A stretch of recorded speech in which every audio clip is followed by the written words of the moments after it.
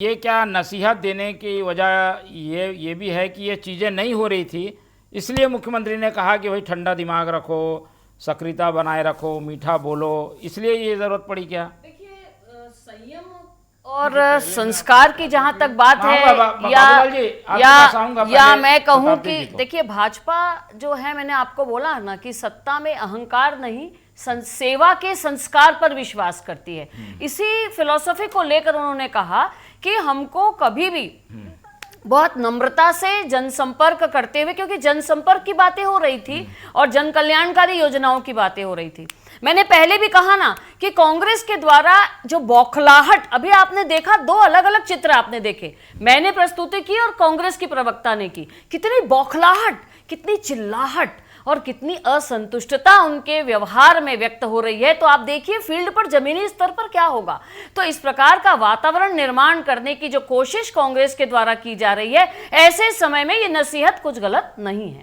ठीक है, चलिए, नसीहत के लिए कोई ज़रूरी नहीं कि वो सारी कमियां हों जिसके कारण ये नसीहत दी गई। आऊँगा आपके पास, पहले बाबूलाल जी को सुन लेते हैं। शिल्पा जी आएंगे आपके पास, लेकिन बाबूलाल जी ये इस तरीके की बातों को कई बार सुन चुके हैं।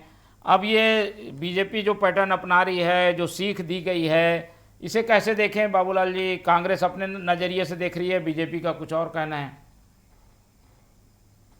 देखिए, सबसे पहले तो आप ये समझ लीजिए कि संगठन चलाने सभी दलों में नवाचार होते रहता है, और ये भी नवाचार की श्रेणी में है। जैसे जैसे चुनाव की तरफ कदम बढ़ते हैं, पार्टियां अलर्ट में आ जाती हैं। और फिर भारतीय जनता पार्टी का तो रिकॉर्ड है कि 365 गुणित 24 घंटे चुनावी मोड में रहती है, और नींद में भी शायद वो चुनावी बात करती होंगे। और नई बात नहीं है उनके लिए।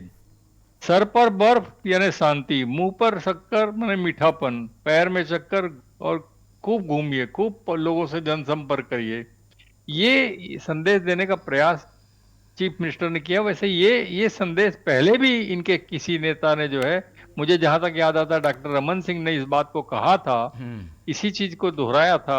अभी सीएम ने उस बात को दोहराया है। इसको किस रूप में लेना चाहिए? मुझे लगता है कि शासन होने के कारण जो हम लोग भी देख रहे हैं, कई नेतागण जो है आत्ममुक्त रहने की स्थिति में पहुंच गए, जो नुकसानदायक होता है। और उस आत्ममुक्ता के की खबरें जो है वो बड़े नेताओं तक पहुंच रही हैं कि कुछ मंत्री, कुछ विधायक, कुछ लोग जो ऐसे हैं जो प्रमुख पदों पर है, वो आत्ममुक्ता की स्थिति में सत्ता के कारण हैं। उनको ठीक करने के लिए ये सारी बातें, और निश्चित रूप से ये कमियां देखी गई होंगी, कहीं न कहीं ये कमियां सामने आई होंगी, कहीं न कहीं ये देखने में आया होगा कि शांति से बात नहीं करते हैं, कहीं न कहीं ये देखने में आया होगा कड़वी बातें करते हैं, टेढ़ापन से बात करते हैं, डांट के बात करते हैं, कहीं न कहीं आया होगा कि कहीं नहीं जाते, घर बैठे रहते हैं, बहुत कम घूमते हैं। तो वो स्थितियां देख करके जो है पार्टी के प्रति भी श्रद्धा कुछ कम दिखी होगी। तो कहीं न कहीं इन चीजों को समझाने के लिए सीएम अपने अंदर का दर्द को जो है उन्होंने सामने लाया है। और वो जो कह रहे हैं वैसा अगर नहीं किया गया तो नुकसानदायक होगा पार्टी के लिए, ये भी तय है। ऐसा करना चाहिए, और हर पार्टी को करना चाहिए।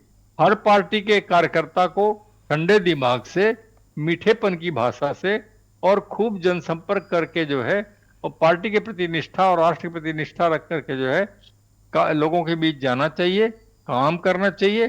पार्टी को वास्तविक रूप में, बिल्कुल ठीक कहा सीएम ने, किसी भी पार्टी के लिए पार्टी माँ के बराबर होती है। उसको माँ के रूप में मान करके जो है उसकी सेवा करने का प्रयास जो है जितना संभव हो, जितनी अपनी कुवत हो, वो करना चाहिए। पार्टी के खिलाफ जाना, पार्टी के खिलाफ बोलना, स्वार्थ सिद्धि के लिए पार्टी के साथ जुड़े रहना जो है वो एक प्रकार का पाप है। और इसी कारण जो है सीएम साहब ने अपने दर्द को, उस बात को बताया है। इसके पहले डॉक्टर रमन सिंह भी शायद इस बात को कह चुके हैं।